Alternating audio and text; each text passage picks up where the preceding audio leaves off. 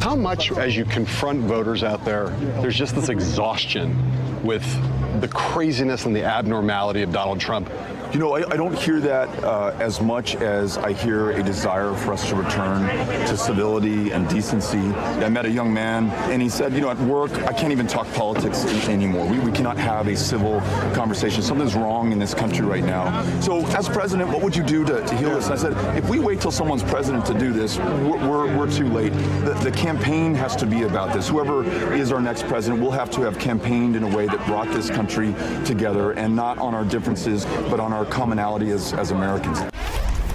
That was Beto O'Rourke talking with some weird, bald, sunglass-wearing freak in Iowa this weekend for last night's episode of The Circus on Showtime. This morning, we all woke up to the news that in the first 24 hours of his campaign, former Congressman O'Rourke raised $6.1 million, beating out the other 2020 candidates so far, including monster fundraiser Bernie Sanders, who had the previous record at $5.9 million after his first day of campaigning. Now, with Beto officially in the race, we are waiting on one more big name, former Vice President Joe Biden. And this weekend, Biden gave another little hint that he is just about to jump in. I'm told I get criticized by the New Left. I have the most progressive record of anybody running for the if anybody who would run.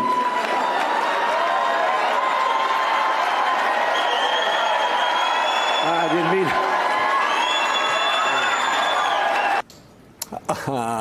Well, I may be the only one who's not totally convinced Biden is going to run, but he looks like he's going to run. Eddie Glaude, there's a claim that there's a man who is being painted as a moderate by a lot of people who recognizes that he's being painted as such, Joe Biden that is, and that he also recognizes the climate in the party right now is not that hospitable to being painted as a moderate. So he's claiming he's the most progressive. If he runs, he'll be the most progressive person in the field. What do you make of that? It's a lie. It's not true. Period. I mean, this is part of the point. He's going to run on the Obama agenda. And part of running on the Obama agenda is the Obama presidency is in some ways to stand in the representation that Obama's presidency was somehow progressive. Right. And that is just simply an indication of how slippery a signifier progressive actually is, right, in terms of its meaning. But when we look at Joe Biden, when we think about his position with regards to criminal justice, when we think about his position with regards to Wall Street, when we think about his position vis-a-vis health care, right, where was he in the debate with regards to single payer, Medicare for all, and what became Obamacare? When you think about that, he's not to the left of anybody. Maybe Klobuchar. Perhaps, but he's certainly not to the left of Kamala Harris. He's certainly not to the left of Cory Booker, maybe, right, on this issue, right? But so part of what I'm thinking here is that he's going to have to, let me put it really quickly. It is clear that people change their minds. Yeah. And we don't want to be the kind of people to keep folks stuck. Mm-hmm. Biden has to give an honest account of how he moved from here to there.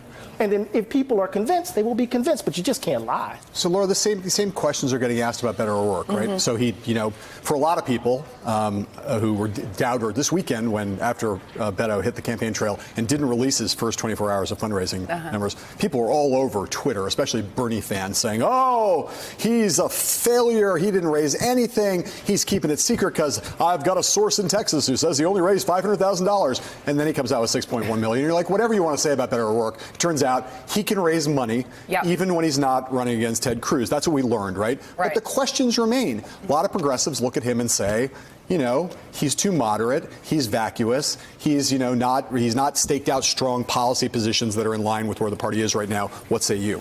Yeah, I think he's been really light on substance. I've been disappointed with how much we've learned about Beto since he announced his run. I think he's really charismatic. I think people love him. There's clearly a Beto mania going on. He loves to jump on tables, dip his toes in the Mississippi. I mean, there's things people obviously love about him. That people are just throwing cash at him, which good for him. But I think the people who are loving Beto right now are going on a feeling, are going on sort of his charisma, and aren't necessarily listening to him on the substance, because Elizabeth Warren, Bernie Sanders, a couple others are running very substantive campaigns so far, and Beto is simply not. Let me ask you this question. We're going to go to break and we're going to come back to this conversation, but I want to ask you this. So we just talked about Beto and Biden, right? Maybe both seen by some on the progressive side of the party as being not progressive enough. The White House, I think, is more worried about those two than anyone else. Right. They feel like that sort of more central lane is where perhaps Trump is most vulnerable. They like the idea of the contrast of the president versus those candidates on the farther left part of the spectrum. That's why we're hearing the word socialism a lot. That they want to play that game. That they feel like someone like a Joe Biden in particular, and Beto, I think, it poses some issues with the contrast in appearance between he and the president. But Biden is, in particular, we know is already sort of popular in the states in the Midwest that delivered the presidency to Donald Trump in 2016. So there is an element there of concern. I think it is telling, though, that those are the two people, Biden and O'Rourke, that the president went after on Twitter in the last couple of days, which shows his degree of concern. You look at the Beto O'Rourke phenomenon. Donald Trump is not the most sophisticated political mind in the world, but he understands electricity. He understands lightning in a bottle. He understands big crowds. Yes. Beto went toe-to-toe with him down in El Paso and showed that he had all those things. And then you see him on the Biden side. Very quickly, just want to read this tweet from Trump today. This is how you know that he's under Trump's skin, Biden that is. Joe Biden got tongue-tied over the weekend when he was unable to properly deliver a very simple line about his decision to run for president. Get used to it. Another low IQ individual, Mike Murphy. Isn't that like, do you see the Trump tweet like that? Isn't that basically Trump, who's the world's worst poker player, basically saying, I'm worried about that guy? Yeah, I think Trump is easy to bait. But look, I think, having been to this movie on the other side a bunch of times, it's a real mistake to obsess on candidates this early. It's better to obsess on the voters in the primary who go shopping and have a whole process to find somebody. And the big truth that's being missed is if you poll the 30 million plus people who will participate in the Democratic primaries this year, next year, they're not all left-wing liberals. It is not the party of the progressive Brooklyn hipster, despite the obsession on Twitter. The new poll out today showing AOC can't get arrested in New York statewide is a good tell about that. So, you know, what happens in the early season before the voters tune in is we set up these rules of gravity, crowd size, who's the first one out, who's the most progressive, and then the real gravity hits after Labor Day. So I would be careful. It's too early to know if any of these candidates are going to be any good because they got to go out and run and go through the process, which is what really defines them. Right. Yeah, I totally get that point, Mike, and I think it's relevant. And it's relevant in one very particular way, I think, to the Democratic field, and that speaks to one thing we know about the Democratic nominating electorate is the importance that women voters are going to have in it. They were the animating force, the driving force that got Democrats to retake control of the House and drove this huge turnout in the midterm elections in 2018. Here are two of the Democratic candidates, Beto O'Rourke and Cory Booker, both talking about the importance of women in the party. No matter what, I'm looking you in the eye and saying this, there will be a woman on the ticket. I don't know if it's in the vice president's position or the president's position, but if I have my way, there will be a woman on the ticket. It would be very difficult not to select a woman with so many extraordinary women who are running right now. But first, I would have to win. And there's, you know, this is as open as it has ever been. Laura, I want to ask you, we got 13 candidates in this race right now. 5 of them are women. They were some of the earliest ones to get in and have got a lot of attention. Elizabeth Warren, Kirsten Gillibrand, Kamala Harris, Amy Klobuchar, and Tulsi Gabbard, all in the race.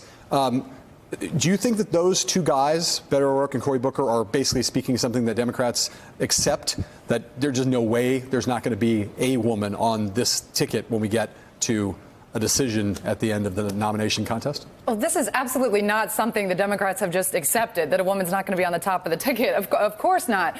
But I do think it speaks to the fact that, I mean, look at the fundraising numbers, follow the money. You know, you look at what Bernie has raised and what Beto has raised combined, more than all of the women combined have raised so far. So I think that clearly America still has some kind of bias going on. Clearly, when you feel something in your gut about which candidate you like, for some reason, everyone always gravitates toward a white man. It's been that way for 200 years. And I think that the women, you know, obviously have an uphill climb here, but you should not count them out because they're just as substantive and just as qualified as the men. Hey there, I'm Chris Hayes from MSNBC. Thanks for watching MSNBC on YouTube. If you want to keep up to date with the videos we're putting out, you can click subscribe just below me or click over on this list to see lots of other great videos.